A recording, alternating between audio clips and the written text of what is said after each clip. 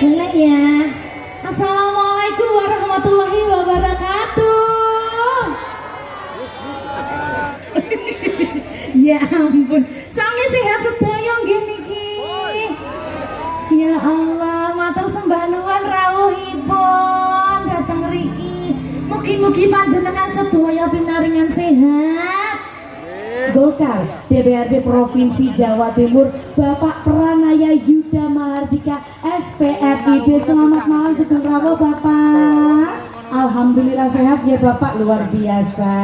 Dan juga yang kami hormati tuan rumah tentunya Bupati Kabupaten Arita. Selamat malam Sugeng Rawuh. Tepuk tangannya mana dong masyarakat Ponorogo. Luar biasa. Dan juga yang kami hormati Kadis Budpar.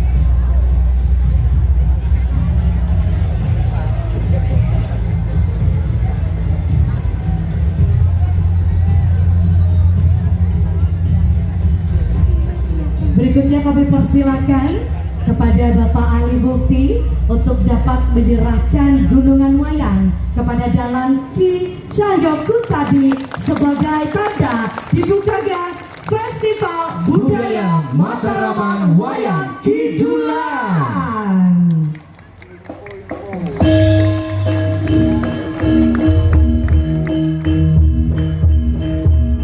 Boleh kita berdoa sangat luar biasa masyarakat Ponorogo. Selanjutnya Bapak dan juga Ibu berkenan untuk berfoto bersama. Mohon izin boleh sedikit merapat. Diberikan senyuman terbaiknya. Kita menghadap ke kamera. 1, 2, 3. Boleh sekali lagi Bapak dan juga Ibu. 1, 2, 3. Terima kasih banyak. Disilakan kembali. Terima kasih kepada Bapak Ibu yang saya hormati. Tentunya kami persilakan untuk kembali ke tempat duduk, dan sekali lagi mari kita dukung terus sinergitas Dinas Pariwisata dan Kebudayaan Provinsi Jawa Timur dengan DPRD Provinsi Jawa Timur, dan tentunya untuk masyarakat.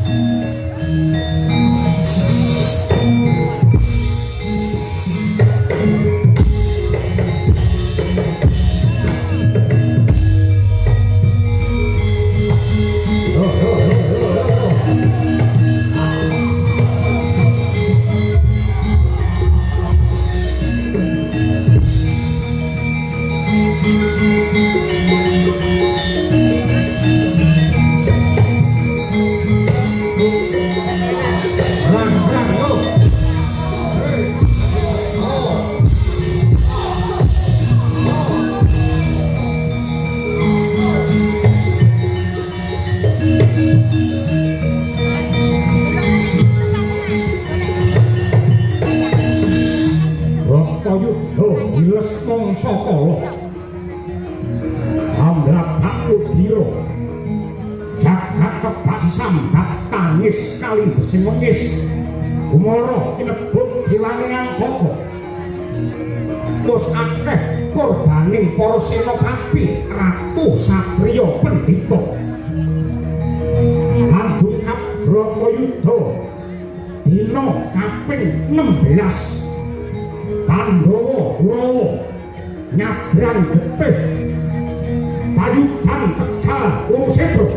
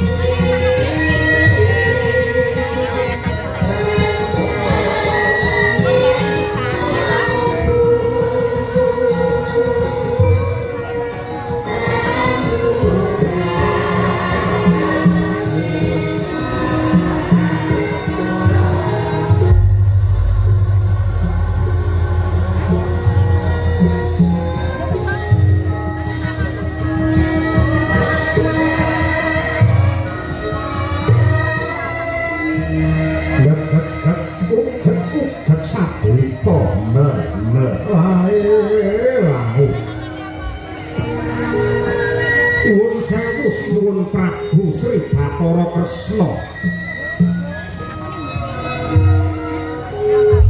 kula suwun ampun gugur lan gagap nggagapi dhumateng lelampahan menika yen sampeyan bingung kabeh wong sak donya niki bakal kelangan kiblat yen wong sak jagat niki kelangan kiblat mesti bakal sasar susur mergo ora ana penggede utawi piyayi sing kangge gondhelan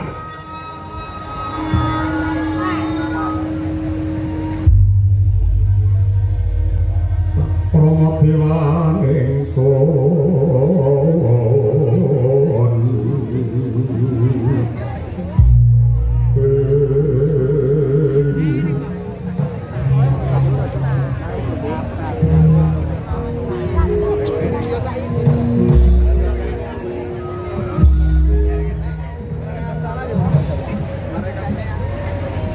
Kyai Semar Badranaya ya mergo aku mikul tanggung jawab dipercaya dadi lantaran rahayune jagat sing nyedine ngeboti rasaku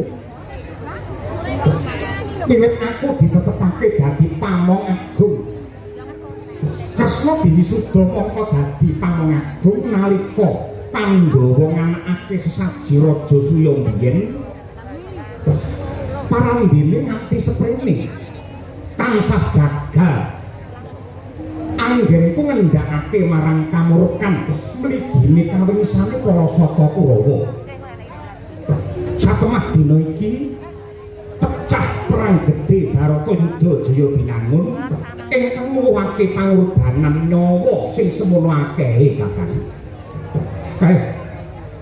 inggih sinuwun Prabu Ndarawati pancen dadi bata ing kautaman pamonge bebener niku ora enteng nek kabeh mau kudu manglakoni kanthi ikhlas lan tulus Bratayuda niki perang suci kejaba dadi sarana ilange kamurkan luare wong nadar lan uga lunasing utang. Perang niki ugi nggembel karep ingkang luhur ingkang dikersakake Kyai Semar kepiye? Sinuwun, Bratayuda niku laku tama. Brata niku laku tama, yuda tegese perang. Teng donya niki akeh mungsuh sing abot. Teng jagat niki akeh mungsuh sing abot, ning sejatine mungsuh sing langgeng lan abot dhewe niku yen mungsuh karo awake dhewe. Ngendhaleni kaliyan nepsune dhewe. Dados ngantos jagat niki kukup perang yektinipun tetep wonten. Nganti donya niki kiamat perang tetep wonten, mila sampeyan kudu tetep katak lan tanggon.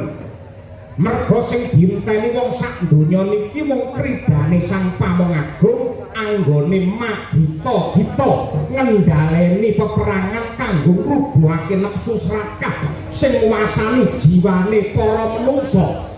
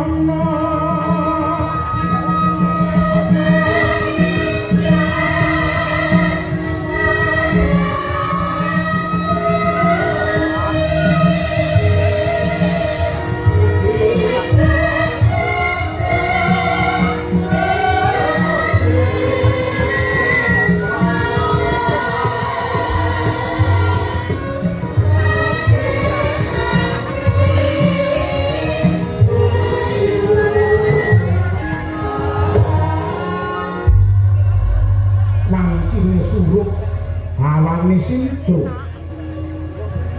ingkang keprungamung sambat tangis lan lelayu. Para prajurit ingkang nandhang sakit rintih perih dadi korbaning Bratayuda kawimbuhan panjeriting waranda lan tangisé bocah ula yekti mimbuhi kekesing swasana. Pasanggrahan Wulu Pitu kawis tinggal sepo sepi asamun sanadyan wis kathah luwake pangorbanan parandene datang bisa ngurmake soroti paningal kang pindha macan dingkik memangsan Haring Sri Ngastina Prabu Duryudana mangkono tanggap ing sasmita nenggih Rakyana Patih Harya Sengkuni Sigra mangarsa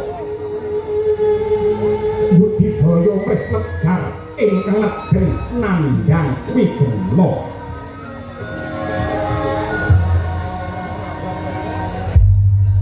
Kumalian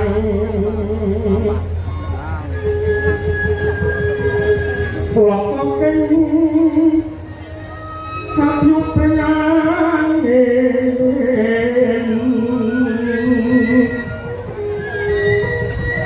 Katu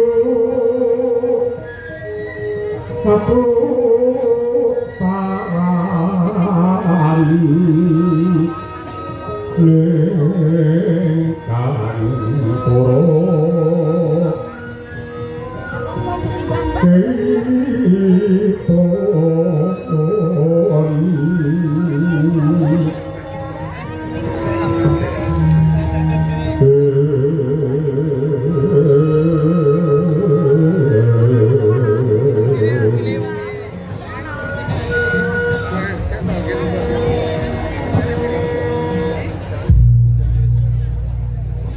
Kalun sewu anak Prabu Duryudana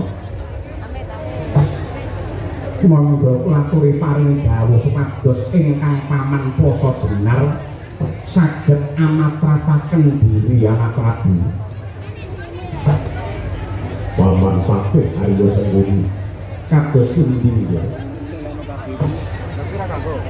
sampun kathah senopati prajurit Ngastina ingkang kados korban ing Tegal Kuruseda inggih kasinggihan dawuh paduka pramila monggo samangke enggal nindakaken reka daya rekayasa kangge ngawekani lelampahan menika. Reka daya kados pundi Bapak? Nuninggih nindakaken karti sampeka kinarya ringkihipun para Pandhawa. Bebasan kena iwake nanging aja nganti butek banyune. Tegesipun Bharatayuda jebul sanes cara ingkang trep kangge nyikara lan nirnakaken dhumateng para Pandhawa. Lajeng kedahipun samangke kados pundi? Nuwun sewu kedah mawi cara bidung api rowan etok-etok ngaku kalah kaliyan para Pandhawa nanging menika kangge miwiti damel rekayasa nglih gandeng nalika para Pandhawa kalah sesukan Dadu lan negari Ngamarta paduka depani dangunipun 13 warsa. Tegesipun para kawula Ngamarta sampun kulina gesang kanthi tata cara budayane Kurawa. Tiyang Ngamarta sampun kecalan jati diri, sampun kula rusak budayane, sampun kula pecah ing dados kerukunane. Dados Nadyanto Ngamarta dipun wangsulaken dhumateng para Pandhawa nanging tata cara uripe wong Ngamarta saged kula kendhaleni saking negari Ngastina. Yen kawulane wis kelangan rasa kabangsan, kelangan rasa panunggal, lan ugi kelangan dhumateng jati diri, tartamtu negari Ngamarta badhe propos lan ringkih satemah gampil anggenipun ngrebahaken para Pandhawa. Wanging driya mangkung kandwan rimang leleno tanpa kaning yen pantulusa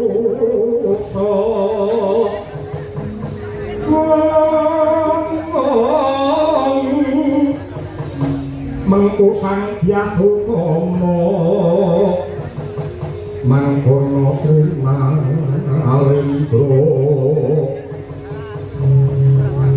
wis nyolong apa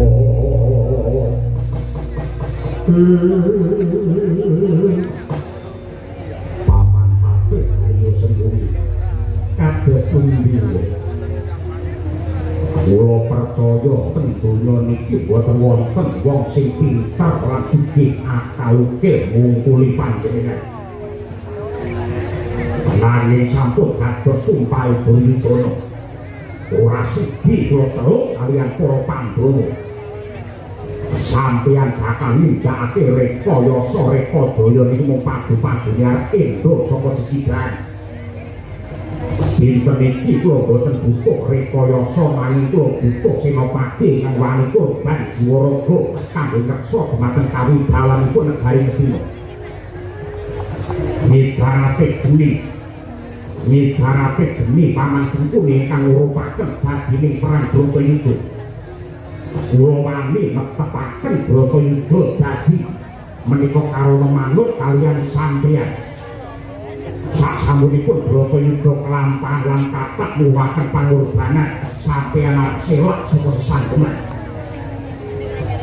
dene samangke sampeyan aja mulur muka kaya cacing sing ora bejaji manggutake kasedihan lan jiwa kaprawiran sampeyan mang maju perang rakitan siji mang cangking dasi pendro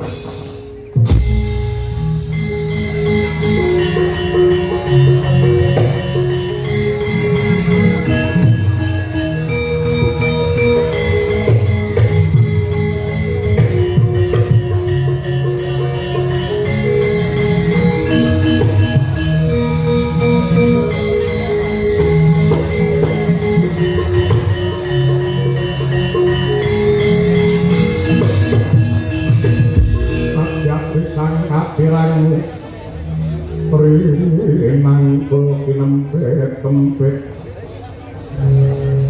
dosang retmaning bawana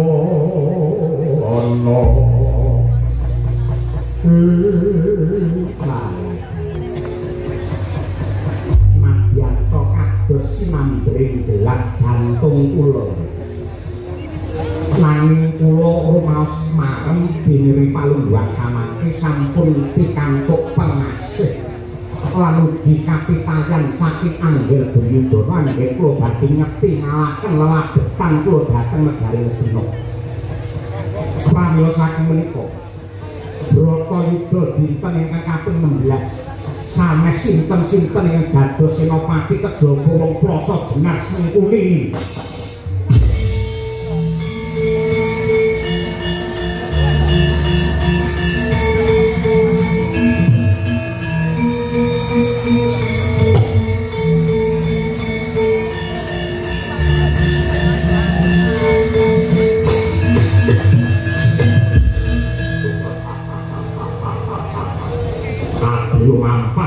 Pangklong kepapat obor saya syukur dadi sewu sekepi jumuruk paman Sentuni samangke mang bidal wonten panyutan Tegal Kurusetra mang bukteke lamun toh sampeyan duwe kaprawiran sing patut minangka kaca Brenggala ana adyaning Bratayuda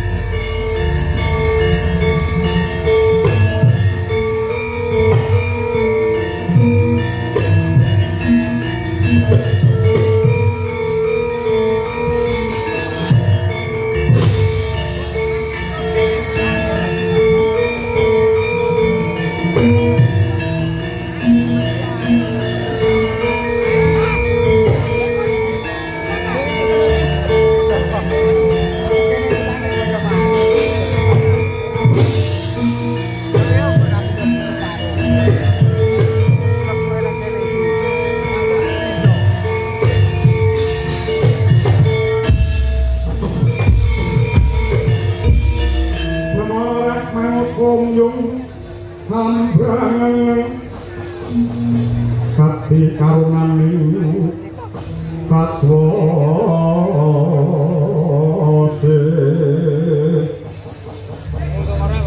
nang marko memawat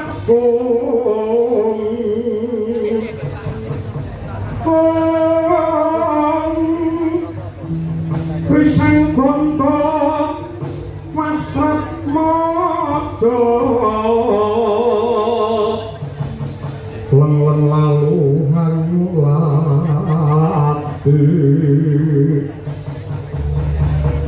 surya mangrang sang waya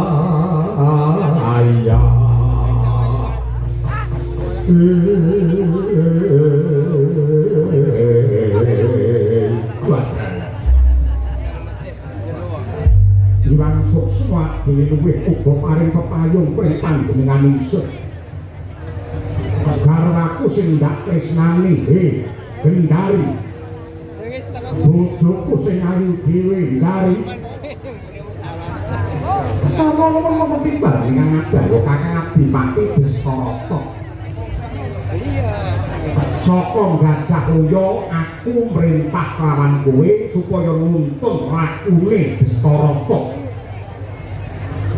mergo aku nandhang Cakanitra aku nandhang Calana aku tuntunan supaya ana madyaning Tegal Kurusetra melu nekseni gumlare perang Bratayuda iki tekan endi Ndang lha nggih kakang Adipati atur nuwun ngopi samangke paduka sampun mapan wonten madyaning Tegal Kurusetra ajeng perang Bratayuda kakang wis tekan ing Tegal Kurusetra sing tak epi-epi sing tak anti-anti aku mung kepengin ketemu karo adimu Plasa Jenar sing ganteng dhewe ya kuwi Patih Sengkuni Sengkuni golek ana mara gagil temokno karo Destarata waduh kakang Adipati atur ngopi ingkang rayipun Warya Suman samangke sampun ngadeg wonten ngarsa paduka kakang Adipati Destarata lah dalah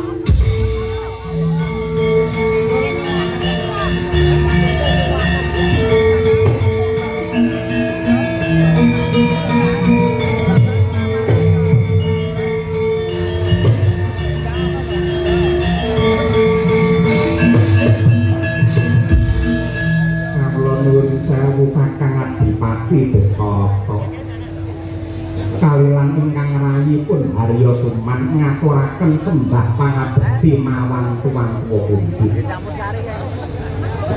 Patih Sengkuni wonten perkara bagi dinage ketemu mburi ayo saiki kowe petung karo aku nggih badhe paring dawuh menapa kakang kabar sing nyebar warta kang mata jare Bratayuda wis dadi bener inggih kasunyah sak mangke sampun dengkap dinten ingkang kaping 16 kabare Kanjeng Rama Takandha Sang Mahatma Bisma wis sedo sampun gugur ing dinten kaping 11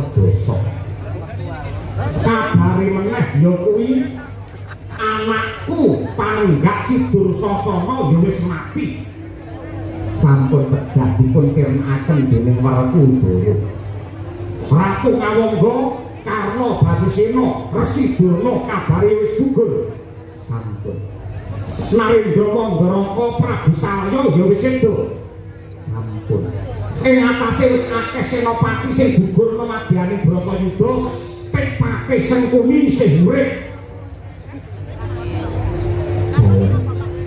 ing atase akeh senopati sing gugur ana madyaning Bratayuda Patih Sengkuni sing urip nggih taksih pisan kok iso sing urip mergo KTP kula seumur hidup kula ngapunten kula mboten pejah kakang Adipati aja lawanan Bratayuda murung makan-pakanmu babar kaya mengkene iki mergo saka ndok racun kowe sing racun dumadine Bratayuda sakemah Pandhawa Kurawa bantah berdak munggah kaca bathah. Senguni. Apa kowe ra kelingan lakon sing wis kawuri nalika semana gandeng aku ki Caca Netra aku ki wuta. Anakku sing cacahe 100 gak pasrahke marang kowe supaya nduk glontas sing kanthi becik, nduk tuntun marang kautaman, becik kuwi ndak.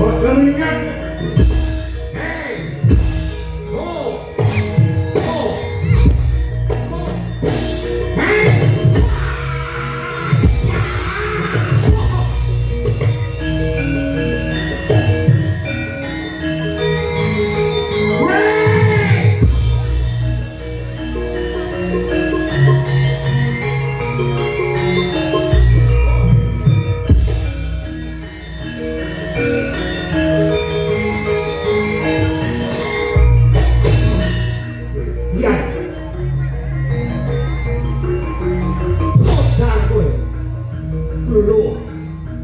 Hop, bokar kowe. Hop, bokar kowe. Hop, bokar aku.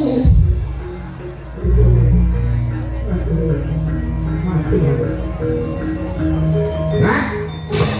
Nah. Hop. Hah? Hop. Hah?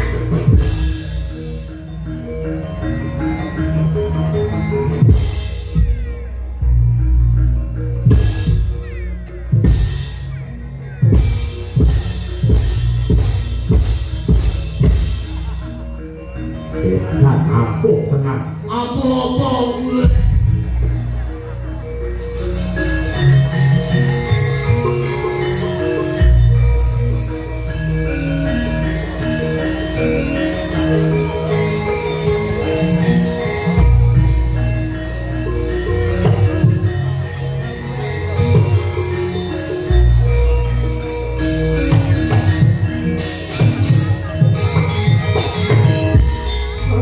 Nyokong alubur pasar kakak wanganipun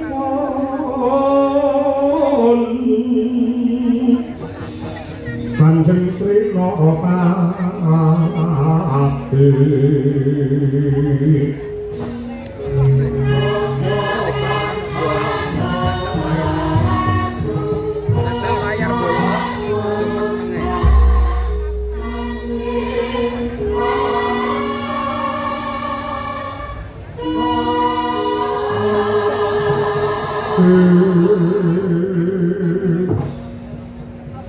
Iblis anak setan minggu menungso wadya balaku saka plasa dinar musuh diaku wis yakin parandene dadi godhongan aku weruh kae sing omahku kaya wong bingung kaya dilolosi apa bebayune Werkudara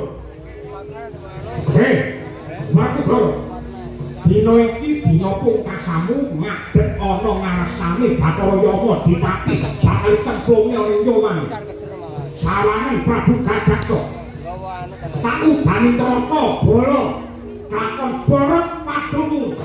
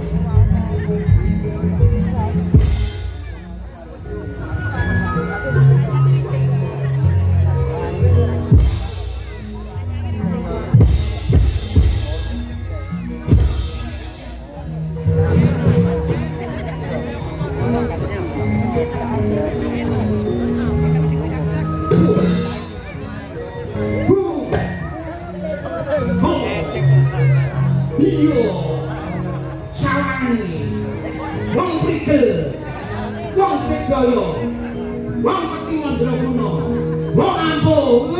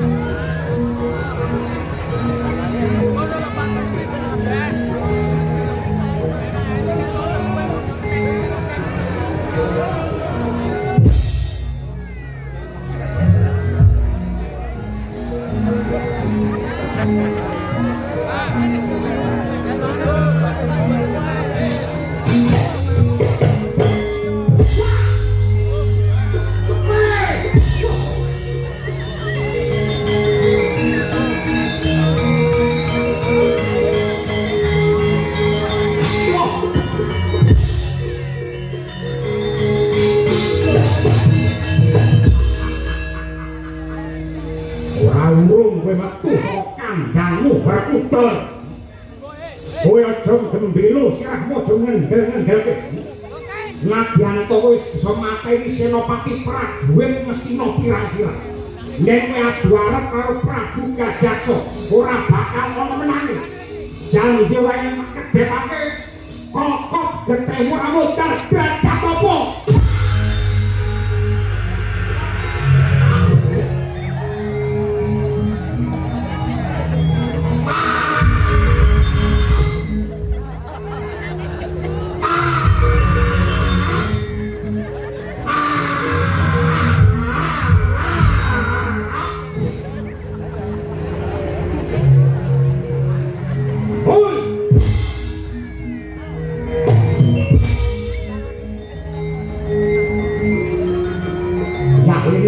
Terus keringet bayarannya piro? Oh!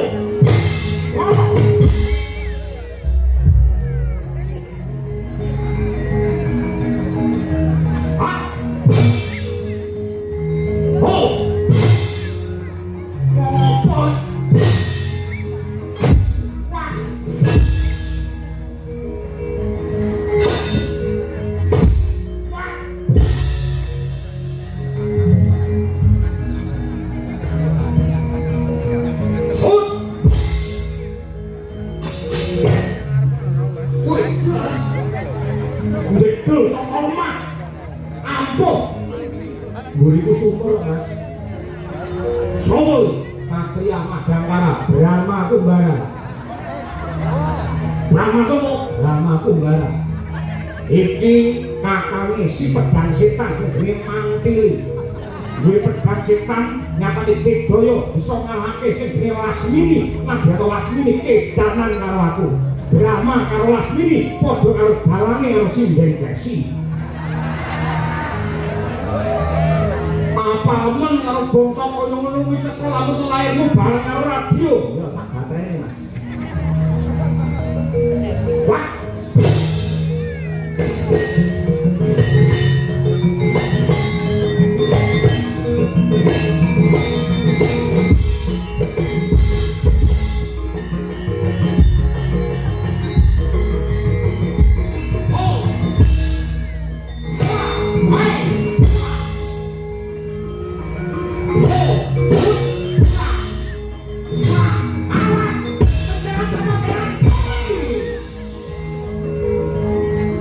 Tibane Jeki Mejet Wisya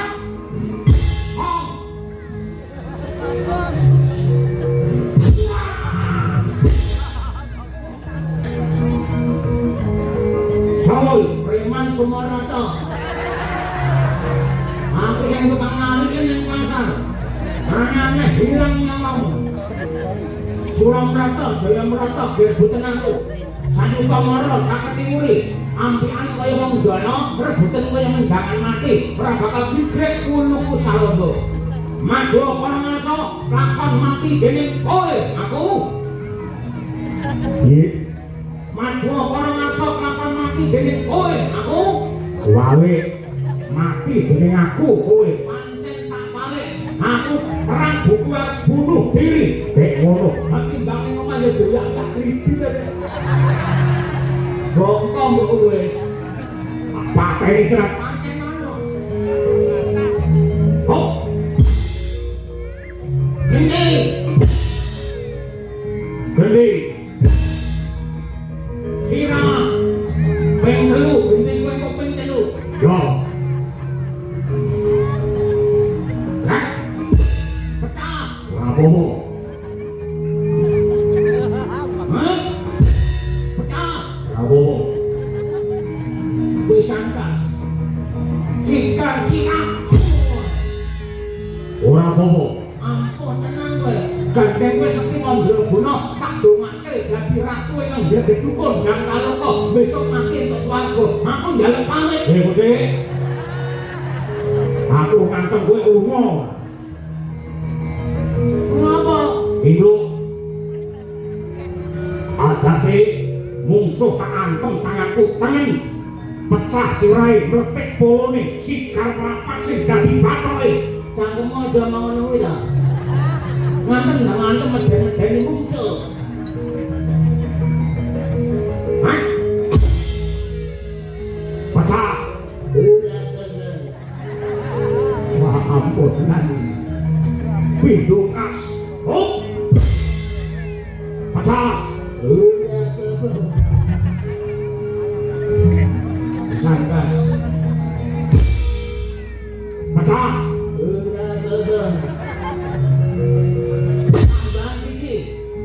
Tambahan sikit. Tambahan sikit. Tambahan sikit.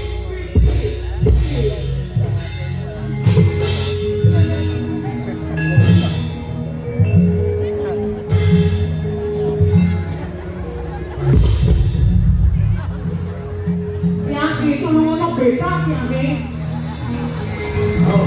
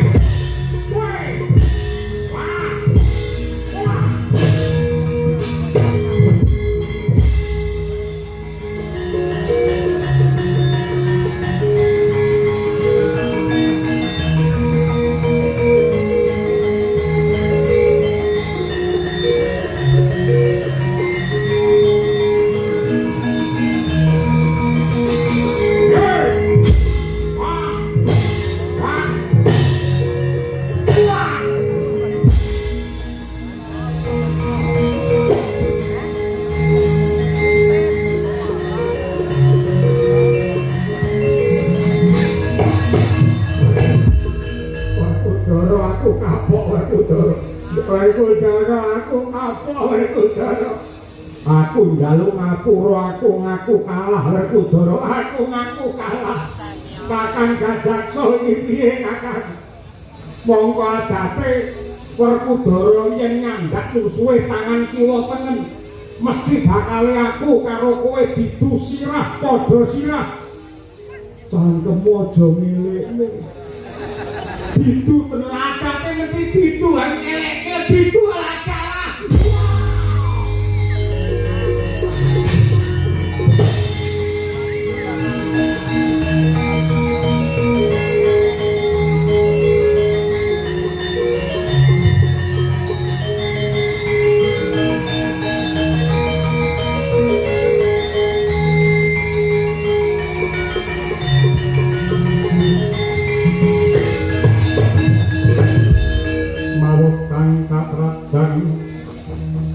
takono wadya sang tetap prabon prang tanah bromarkata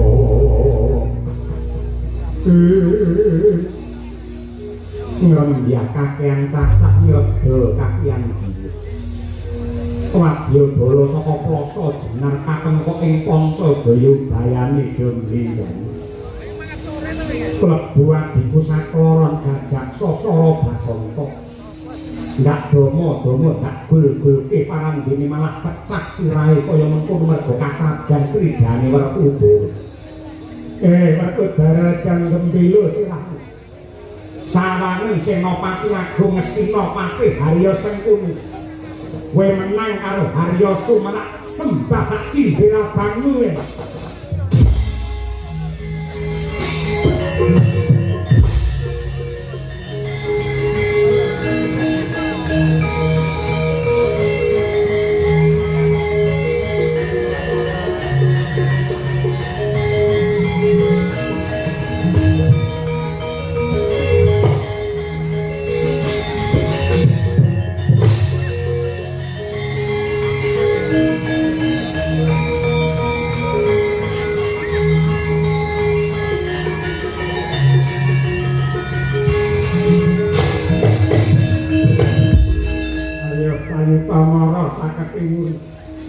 ambian kaya wong jala rebutan kaya menjangan mati Werkudara gandeng kowe sing mateni adiku Gajak Sosoro Basanta utang wirang nyaru wirang tang pati nyaru pati pirang-pirang lakon para Pandhawa ngrasake sangsara pepecahan kemih Patih Sengkuni Pripalungguhan iki pangadilan saka Gusti sing bakal ndok tampa apa abamu kok kira aku wedi lho maju apa ora ngarsa ayo tandingana Sang Senopati Agung ora takon ndundung ndasem gurone batangmu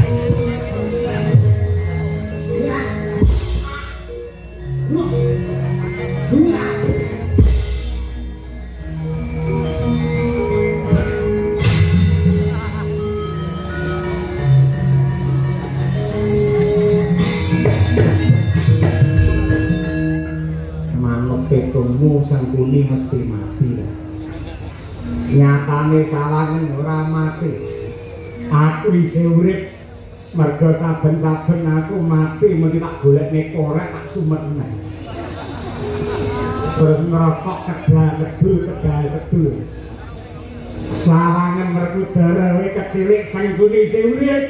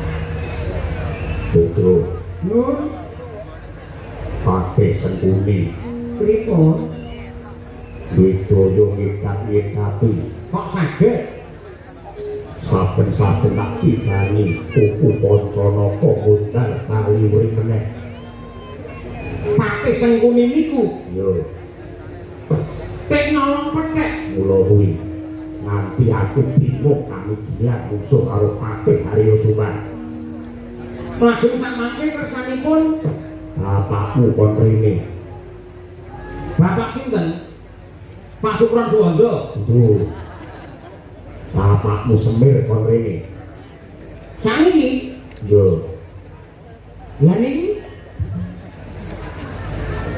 bapak pun teko mumpung dereng tilem mangjak jagongan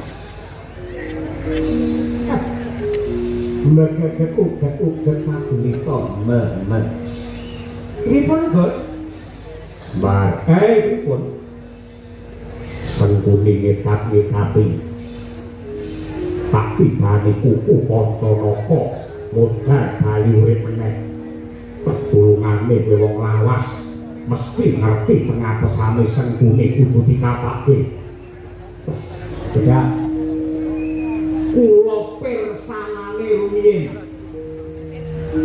Punjung langit telat-telat katon lir kintangi ngalit lisan mawe kandung saparang ngabelu kirmoyak maling suluk cara ngendi ngomong sak nada sing jenenge pakiran padat iki ngono kuwi upamane wilah liyane roki ilang jeng iso suluk ilang yang ndi gaden gas luwih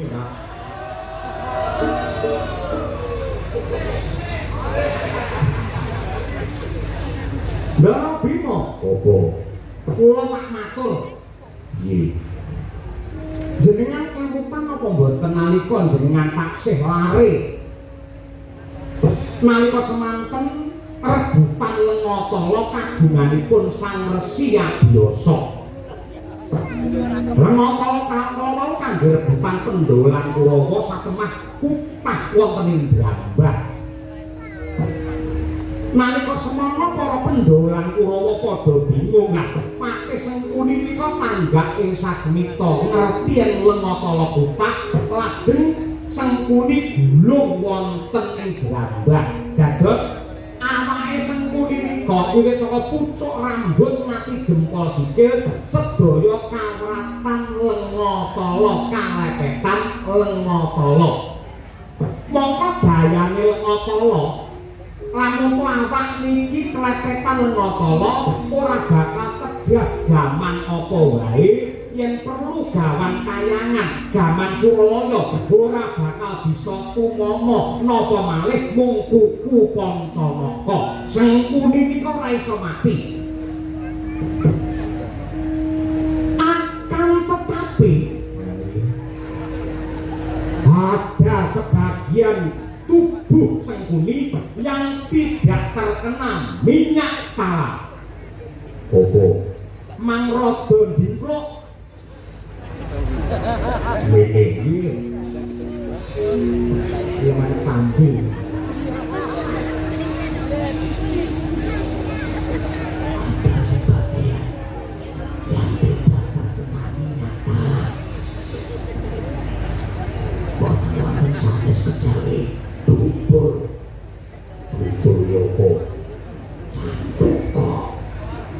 cantuko yopo